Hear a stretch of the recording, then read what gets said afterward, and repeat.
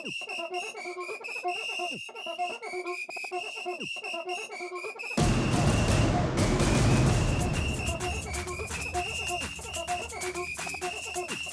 can we make the world of sports more sustainable?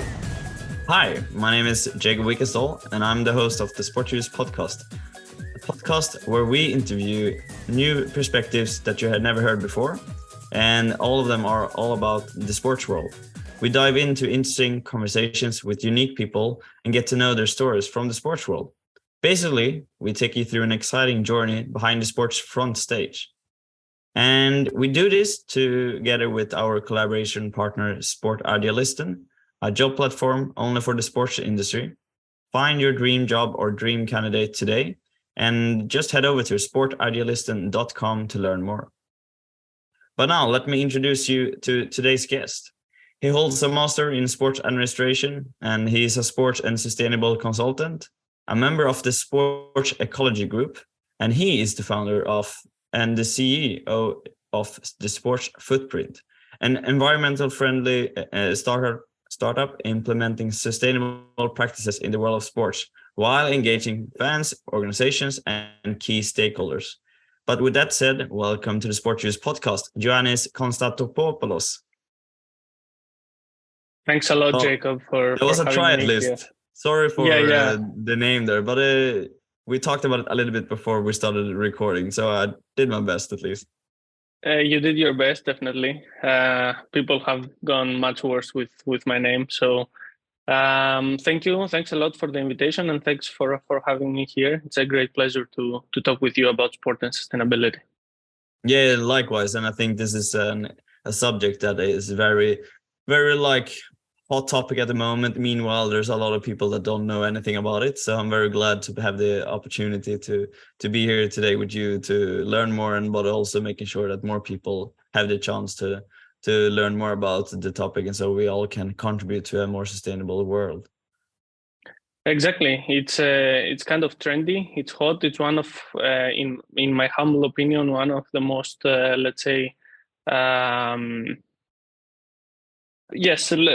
trendy topics in the sports industry at the moment, alongside with digitalization and data management and big data analysis.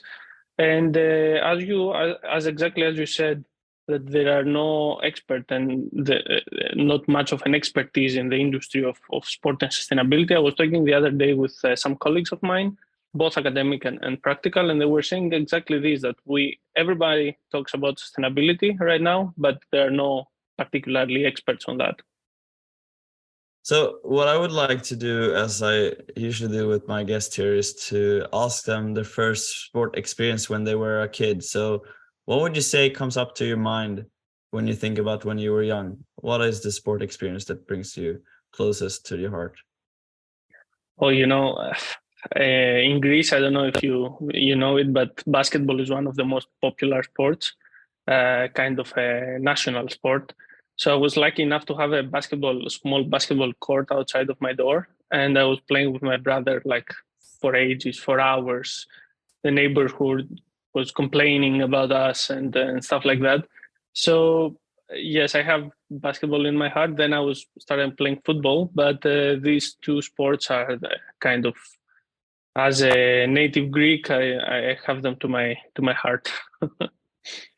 And did you play basketball for a while, or how did that look like? Football won my heart. So I was playing football organized in an academy until I got 18.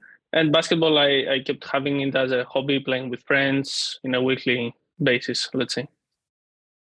And somehow within all of this, you started to enter into the topic of sustainability and sports.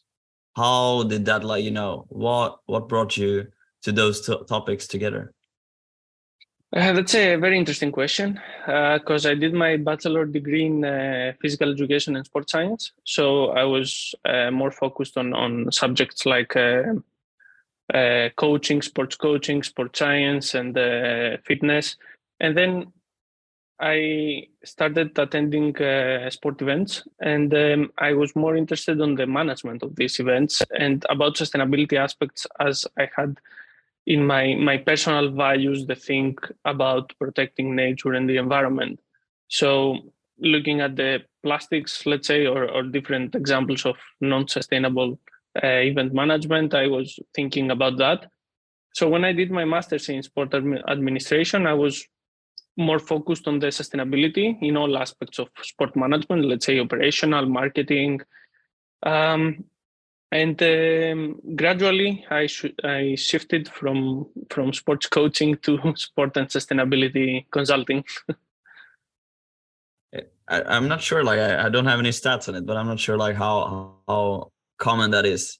I think there's what are most of the people that I know that are talking about sustainability, but also somehow sports. Then usually they come from like the environmental friendly and focused area, and then you might also have an interest into sports in general, and then you start looking into those two pieces together.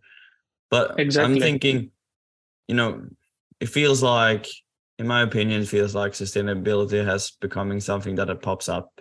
I don't know, like the last 6-7 years somehow, something like that, starting to become more and more serious, and we're talking it also more and more in all different sectors, including the sport one. But then also there's a bigger demand on sport organizations to take a bigger responsible, focused on sustainable organizations, how you deal with everything from the games in itself into, we have all the jerseys that is being consumed the whole time. There's a lot of things. But what would you say is sustainability in general? Why do you think it's so important? That's a great question, and I think in the bottom line, like as a conclusion, sustainability is important for sport because there is no sport in a non-sustainable planet, isn't it?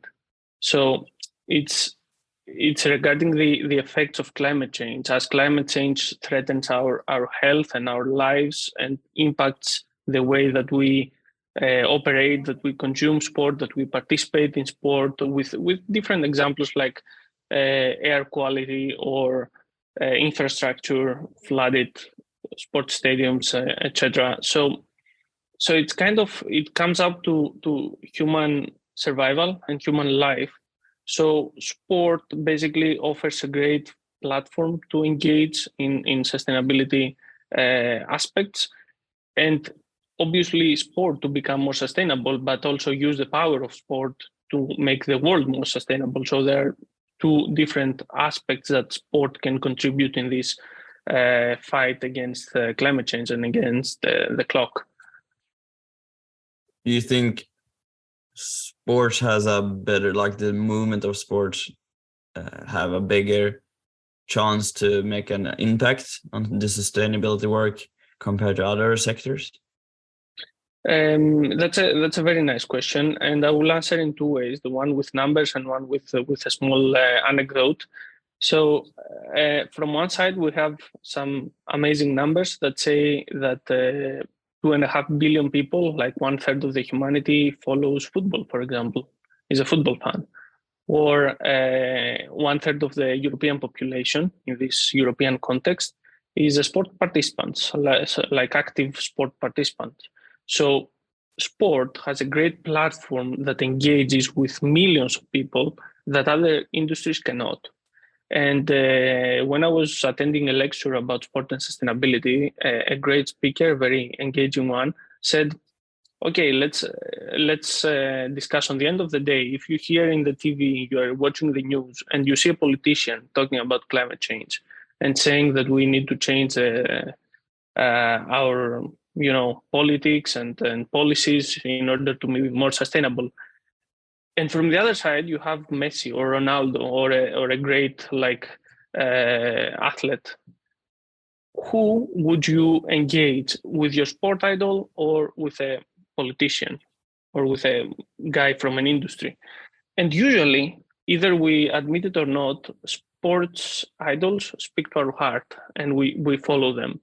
It's much easier, even for us that we perceive ourselves as experts, to hear about sustainability from an athlete than a scientist. After a while, you're getting tired. Sometimes they use language that most people cannot understand. So the bottom line is that sport has this power, has this unique power to influence change, and it has done it with social change, with women, with a lot of social issues that emerged through sport. So that's I think my response to this question. And I think what you just mentioned with like the athletes themselves, they have a big impact of like being an influencer, which is also a trendy word that has been popping up the last few years. But you know, sport is much more than obviously the elite sport in itself. And what would you say, like, do you have any examples of good practices when it comes to sustainability work in sports, or what have you seen? Like, what are the different examples of sustainability in sports that we do at the moment? What do you know? As you mentioned, the industry is on an early stage. The last 5 or 6 years, these sustainability related aspects have really emerged into the sports industry. But still, we have good examples from the elite sport, but also from grassroots sports. And for example, we have the Climate Pledge Arena in Seattle, in United States, which is a great stadium hosting a professional hockey club, and they are totally sustainable. They measure their carbon footprint. They have circular economy models. They use clear energy. So in all different areas of operation, they have adopted a sustainable mindset, let's say. But also in a lower level, we have, of course, the example of Forest Green Rovers, which I don't know if you heard about them, but according to FIFA, they are the most sustainable football club in the world, and they compete in the third professional division of United Kingdom. So we can see that small clubs can also make a very big impact with having sustainability on the core of the operations. Lately, there was a football club from Norway called Bodo Glimt, which competed also in the Europa League. And with a very simple notion that we want to protect our oceans, they started a platform engaging people, engaging different stakeholders, fans, sponsors, partners of the club, and made a huge impact. So you don't, in my opinion, you don't really need to be a huge club or a big athlete, famous, popular, to have an impact on sustainability. And hopefully a lot of people do know about those clubs that you just mentioned. I would say that Forest Green Rovers has been one of those that has been very like focused on the role model, how they implement everything from everything is vegan, what you order at the kiosks. They collect all the rain in order to use the water to water the pitch, and so on, which is an incredible work. Obviously, it takes a lot of work behind it and a lot of time in order to put everything in together. But what you can hear and read about it, it's something that also connects all the fans among them, because it's more or less the core value for them is to become an environmental friendly, good football club, more or less. But exactly, and let me make a comment on that, because you offer a great platform to mention that if, for example, a listener now is on the management team of a football club or a sports club in general, and they hear what they hear about Forest Green Rovers, and they can imagine the huge amount of work that you mentioned that is required to do all these things. But this doesn't happen overnight, you know. The journey of Forest Green Rovers started in 2010, so they're like 13 years already working in sustainability. And you don't have to start now and tomorrow have all these sustainable, amazing operations and solar panels and then collecting rainwater. But it's a very step-by-step process, a real like greening journey that can take decades. Yeah, definitely. And I was thinking, you mentioned like more or less like a arena, so to say, in the United States, and then a football club. Are there any other like other sports then? Because to make sure, I mean, the Pledge Arena is only ice hockey, right? Yes, exactly. They have different floors for other indoor sports like basketball, so they have a really nice technology. But there are a lot of examples across the sports industry. There is Formula E that uses electric cars and they do amazing job. There is a Sail GP that has sustainability on its core.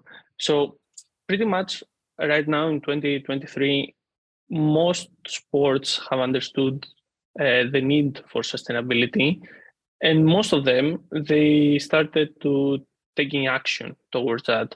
So there is, from one side, these traditional sports like football, basketball, um, or other sports that take action towards climate and they try to become more sustainable. And there is this emerging discipline of sports that go with sustainability as a flag, that they are becoming sustainable and they try to attract and engage audience based on that. I don't know if that makes sense. Hopefully it makes sense, but it could be also clearer when we go further through the conversation. I was thinking, sometimes you can hear the word sustainable sport. What comes up to your mind when you hear someone more or less asking you what is a sustainable sport?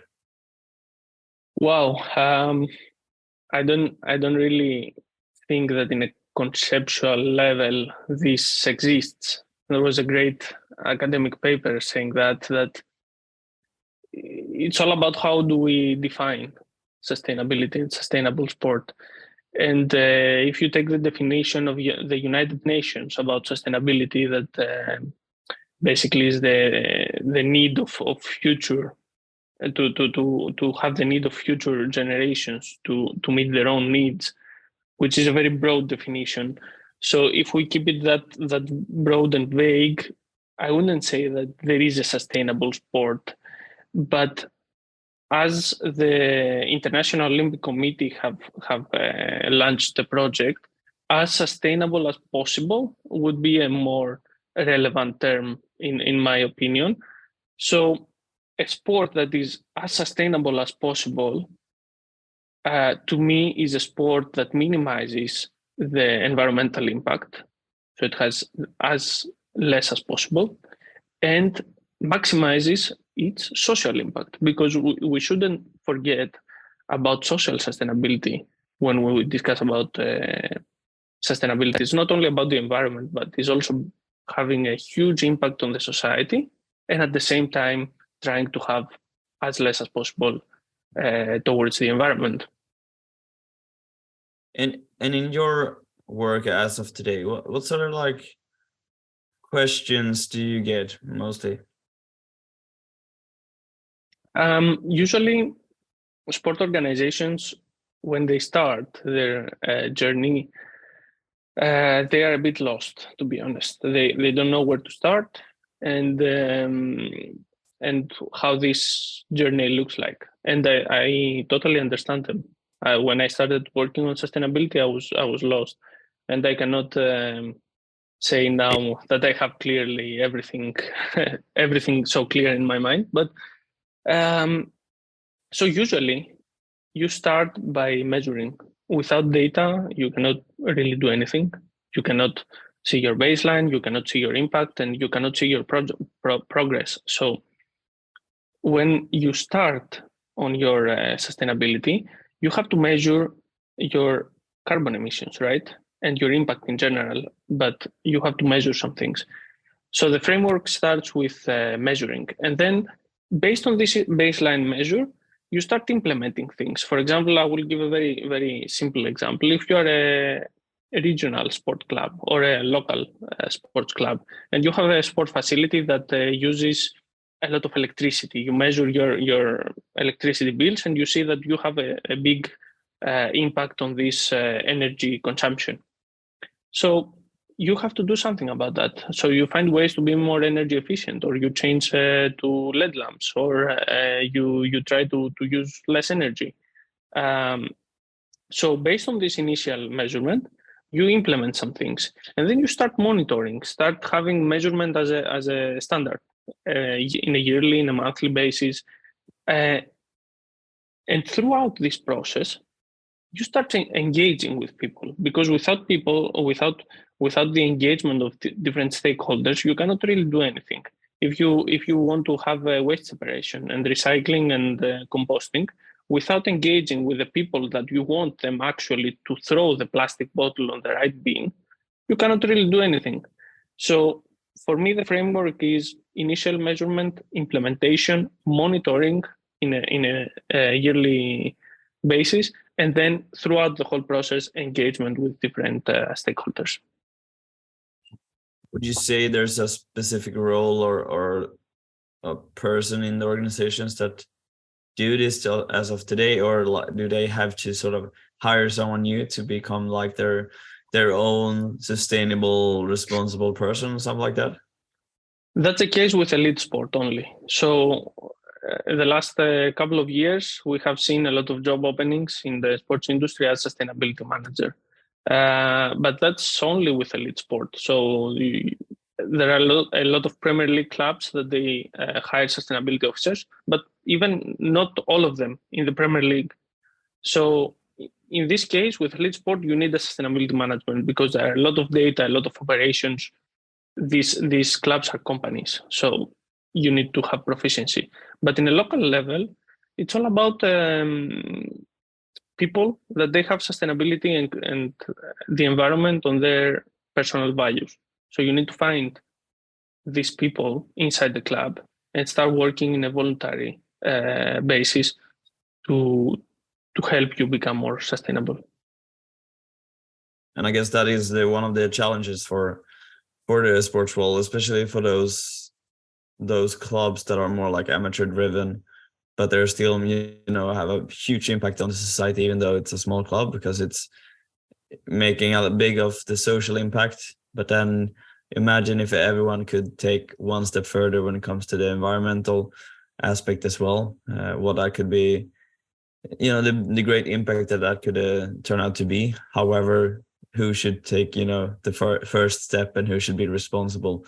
It would be interesting to see in a few years if we, there would be more of a demand or something like that, where clubs need to have like a sustainable manager, or someone that is at least responsible for the sustainable aspects or outcomes from a amateur club all around the world. You're right. You're totally right. And this is a main challenge. But think of how this challenge can create an opportunity, because what would be sustainable for the future sports, to have just a person in every club dealing with sustainability, or having the whole club embedding sustainability in their values? Like if you work on a marketing department, or me or anyone working on a marketing department, would you prefer to have a person saying to you that, we have to make more sustainable operations, or you have to work more on sustainability, and guiding that through? Or would it be better for you to get educated and start implementing sustainability in action? It takes longer, but for me, it's more sustainable, into brackets, to have the whole club educated on sustainability. And when you mention it like that, then it sounds also that if we would look into a little bit more of the skills of the future within the sports world, it would probably make a lot of sense to also broaden, or more or less, you would become more attractive if you can offer and provide sports clubs that you have sustainable skills, so to say. Definitely. So that will be exciting to see. We can mark this and see, Ioannis, if in 5 to 10 years that would be one of the top skills in the upcoming interviews. Sports is changing, and it's changing rapidly. And all students, but also currently sport professionals, it's how we say that skills is a lifelong experience, that you have to get educated all the time. It's not like in the past that you did a master's degree and that was all, then for the rest of your life you work on it. Now it's a different model that needs adaptation and a lot of education in a lifelong is a lifelong process. So yes, I think sustainability skills would be very valuable in the future. Maybe a tricky question, but let's see what you say. Like, what are the 3 things that you would say could help clubs to take the first step if you don't do anything as of today? What would like be three good tips how a club or a person in a club can start taking some steps forward? Okay, yeah, it's a tricky one, but it's a very practical question, and people need practical answers. I think less traveling is one thing. Second thing, energy efficiency, and the third thing, circular economy processes. So less traveling, obviously, because traveling is accounting for 60 to 80% of the total emissions. So either you have some people traveling to your facility or to your club by car, and you have to minimize this impact. Or in a elite sport level, you travel a lot by plane around the world or around Europe to play games, and fans are traveling with you. So generally, traveling is number one. Otherwise called scope 3 emissions is the number one problem that we need to tackle. Secondly, I talk about energy because it's very relevant these days with the energy crisis and this acceleration, let's say, of more sustainable sources of energy. We need to improve our energy efficiency in sports, either when it comes to facilities or all over sports club operations. And thirdly, is a circular economy as a concept. Either we talk about waste management, or water management in some outdoor sport, or in different aspects. We need to implement the circular economy model and circular economy process all over the operations of a sport entity. Well, it wasn't that hard. I thought it would be a more challenging question. I think the implementation is challenging. True that. No, but those are great tips to at least start looking into, I think. Or no matter if you're listening right now and you're like a manager in managing role in a club, or like you're just helping out. But I think definitely for those of you that are students at the moment and would like to get into the sports industry to actually work full time, or maybe help out as a volunteer, I think this is a great start to look into these aspects. Maybe look into the closest club in your area to see if you can see that they are working with these aspects as of today, or if not, or you can't really find out, ask them and see. And that could be actually your first step into getting that maybe dream job, but especially help out to make the world a more sustainable one. So yeah, good tips from you, Ioannis. Let's head over to some questions we got into from the audience. And first out would be Louise Torsvik. And she asked you actually a few questions. So let's see what we can combine here. But I think one of the main questions here is like, how can we become better to communicate about sustainability within like sporting events? Yeah, that's a great question because, as I mentioned before, communication and engagement is a number one thing in sustainability. So if either we talk about a large sport event of participants all over the world, or of a regional sport event with like 500 people over there or 100 people, you need, if you want to become more sustainable, you need to engage with people. And obviously the tools are different. When we speak about the large sport events, you use social media, you use you have a budget for that actually, and you create sophisticated marketing campaigns to make the event more sustainable. But when we talk about a local sport event, it all comes up to science, to like short talks with participants. So there are a few tricks that makes an event more sustainable and engages with people, like the signings. You have to make it. The bottom line is that you have to make it simple for people to follow sustainability. I was in a panel the other day, like a week ago, and there was a guy saying that you don't have to have a PhD to see how you have to put a plastic bottle in a bin, because we have like 5 different bins and 5 different signings in a different language, in the local language, and if you don't know the local language, you don't know where to throw the bottle. So you have to make it as simple as possible. You cannot have a participant walking huge distances to throw the rubbish, or or switching off the lights. You need to make it simple and try to make sustainability simple. Yeah, as simple as that. Good. Thanks for that answer. Another question from Luis is, how, do you think sports are looking to each other, like from different sports, to learn from the different challenges, but also successes that they do achieve as of today? Do you think like other clubs are looking to like other sports, a basketball club looking to a football club and so on? That's a great question. Also, yes, this is happening a lot, and in the scientific language, we call it isomorphism. So sports interact with each other, and obviously, when you start and you want to become more sustainable, and you don't really have the knowledge to do that, you just check other industries, other examples. You try to find the benchmarking organizations.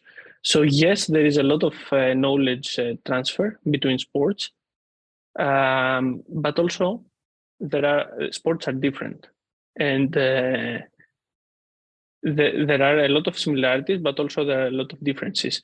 You cannot really make golf sustainable with the same way that you can make basketball, because obviously the golf has a huge impact with the water that they consume, and the indoor arena has different needs than water.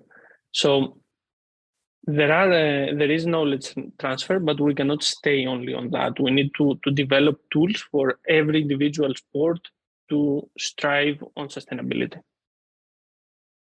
And lastly, from Luis is, are there any like differences when it comes to sustainability in the sports world if you look at the geographically belonging? So like West compared to East, or Europe compared to North America, or North America compared to South America. Do you see there's any differences when it comes to sustainable work? Yes, there are cultural impacts, especially when it comes to social sustainability. So there is a very, very, very different social impact of a sport in Brazil, and totally different in the UK or in Germany. They have the concept, and they also measure differently social impact of sports. When it comes to environmental sustainability, some practices are similar, but there are also changes. For example, the differences. So, for example, in Qatar, in the World Cup, the climate conditions of this area demanded the football stadiums to have a very innovative AC systems. Like they need fresh air, they need the cool air, and which we don't need in a northern country. So there are differences, but also there are similar things that organizations can follow independently of their context. And Seth Kirby, he is very interested into hearing about how you can engage sport fans in the sustainable initiatives of professional sports teams, particularly in supporting cleaner forms of travel to sport matches. And he mentioned a little bit what we discussed before. We all know about the usual good practice aspects, for example, Forest Green Rovers and Southampton FC and Seattle Kraken. But are there any key learnings that can be extracted from other European and worldwide contexts on reducing carbon emissions to and from sports games? You mean related to traveling? Just related Yes. to traveling? Yeah. That's the biggest, to be honest, that's the biggest challenge of the sports industry, because these scope 3 emissions of traveling, they're not totally controllable by the sport organization, right? We take the responsibility of them, because if a club plays a football game and fans are traveling, obviously the club takes the responsibility of the emissions created by fans. But it's kind of a shady area. And it's very much related, either we like it or not, to the infrastructure of the city and the country, right? I'll give you a very practical example. When I was in Austria, it was much easier for me to act sustainably and jump on a train and go to see a sport event. And it's very much different to Greece, when I cannot take the train and I have to drive 1 hour. So here, there is this opportunity for sport to collectively demand from the local government and the government better infrastructure and adjusted infrastructure to sport events. So, for example, when we have a sport event that attracts 20,000 participants, then it needs a lot of strategic planning and collaboration with the local government to have on the game day, on the day that the event's happening, more buses, more public transport to help participants to be more sustainable. So that's what we said before. Use sport as a platform to demand action. Use the power of sport to demand good action from governments. And then we have Finn Schindelbauer, who has asked this question for, first of all, building up your own company. What has been your main motivation to be part of this? Okay, that's a very personal question. When I first started the Sports Footprint, I just wanted to have an impact with helping sport organizations, and it's very much different when what I can do personally. Like, I can get a job to a sport organization and try to do them more sustainable. But having a startup, and where you can have a lot of innovative projects all together with different sport organizations, it's you just increase your impact. So that was my main motivation, to change the whole Greek sport industry in the beginning, and then sports industry to become more sustainable, increase the impact. And with that mentioned, how will the world of sport look like in 5 to 10 years is also another question from Finn. Wow, Finn, you make it very difficult for me. I hope that it will look more sustainable and digitalized. I think this is what I identify as the two main drivers at the moment when it comes to sports. We try to make more sustainable operations and to make them more efficient, to use data that we already have, but we now try to utilize them. So I think in 5 to 10 years, it will look like a very automated, sustainable sports experience, and personalized, I would say. Yeah, and now let's head over to George Gavrilopoulos, who mentions, in today's world, sports are sponsored significantly by large companies, from food chains to betting companies and energy companies. For those companies, the higher the consumption, the larger their profits. So seemingly their goals clash with the whole idea of sustainability. Does this impede sustainability in sports? Or do you think that this is contradictory to fight for sustainability and at the same time allow sports to depend so much on such sponsors? I think George identified the main challenge of sustainability in the world, not only of sports, but in this transition of a carbon-based economy to a more sustainable economy. And this is when we talk about capitalism and liberal economies driven by profit, then obviously sustainability cannot in the first place really match on that. And this is what happens at the moment with all these industries of shipping, of logistics, of different basically industries, that they try to combine this profit-based approach with a more sustainable approach of without significantly lowering their profits, but minimizing the impact on the environment and maximizing the impact on the society. And through this process, companies identify that this environmental action and social impacts, they not only lower their profits, but they increase their profits, because then you engage more with clients. There was a very interesting research by Ioannou and Serafim, a Cypriot researcher from London Business School, that saw that compared the stock value of 200 and something companies that they're actively involved with sustainability, compared to 200 companies that they don't have any sustainability policies. And so that the first club of companies, the first group of companies, they had very much increased stock values and other microeconomic indicators. So back to George's question, we can combine in the concept of a liberal economy, we have to make this transition from just looking solely to the profits, but combining this profit-based approach with a more social and environmental impact. And in the end of the day, try to increase and keep up profits in the same level, having a much bigger impact than we already have. This is a more sustainable financially model. Barney Weston said, like, it would be nice to know if you feel that environmental sustainability in football in Greece, like if you feel that environmental sustainability in football in Greece is behind the curve.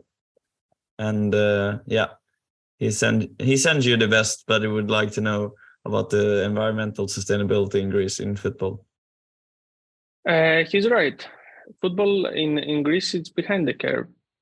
Not just in sustainability, but in other parts as well, like commercialization and violence and these aspects. But I don't think it's only a matter of Greece, but there is a curve of sustainability that's leading by some countries, let's say Germany or UK, mostly North European countries, which is amazing. But at the same time, the global sports industry is not just European, it's not just North European, but when we say like the sports industry is becoming more sustainable, we have to ensure that the sports industry in the US, in the South America, in Africa, in South Europe, in Asia, in Oceania is becoming more sustainable. So there are several countries, small countries mostly, behind this curve. And there is a huge challenge for all of us working in sustainability and policy to help them accelerate their journey towards the end of the curve. And the last question from George M here. Can solar panels considered as sustainability methods, having in mind the lithium excavation which is requested for the battery? Also very nice question.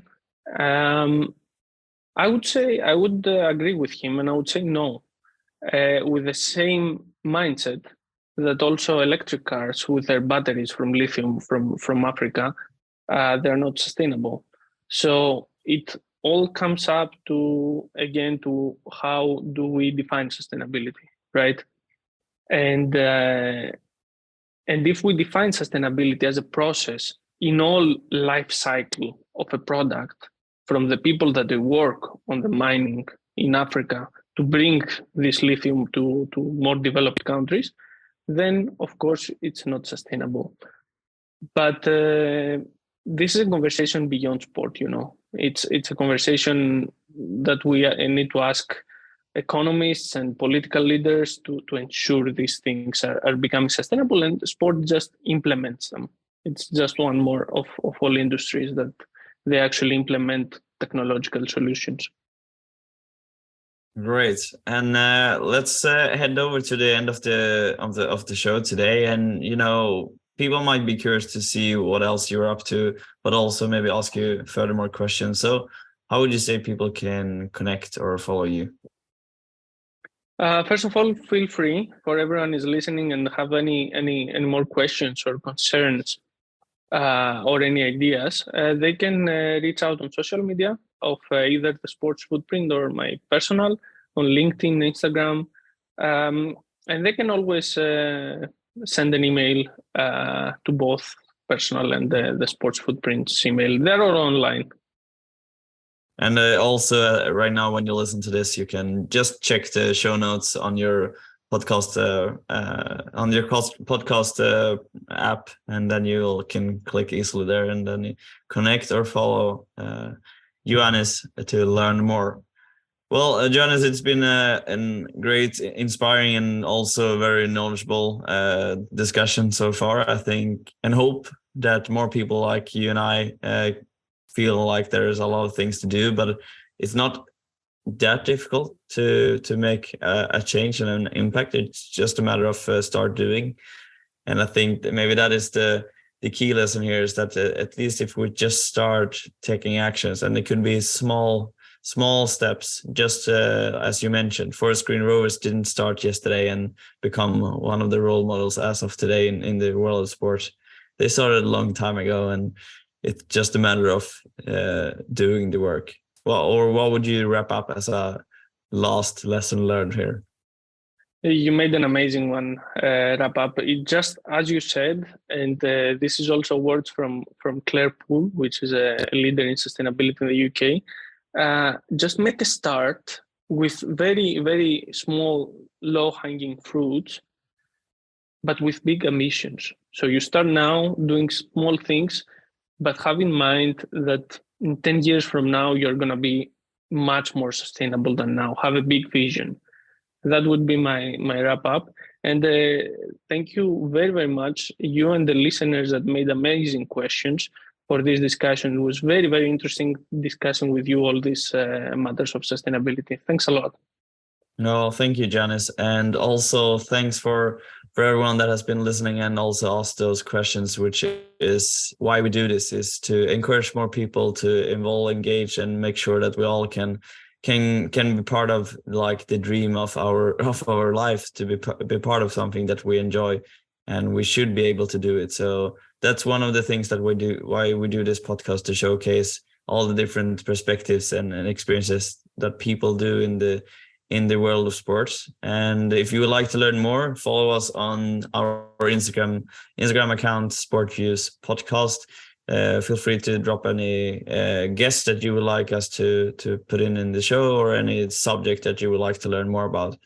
And if you have the chance, if you like these different shows and episodes that we do, please send us a nice review on your podcast platform.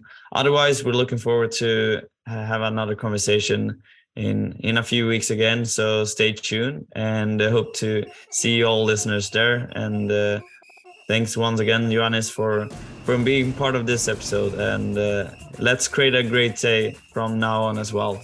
Thank you all, and take care. Ciao.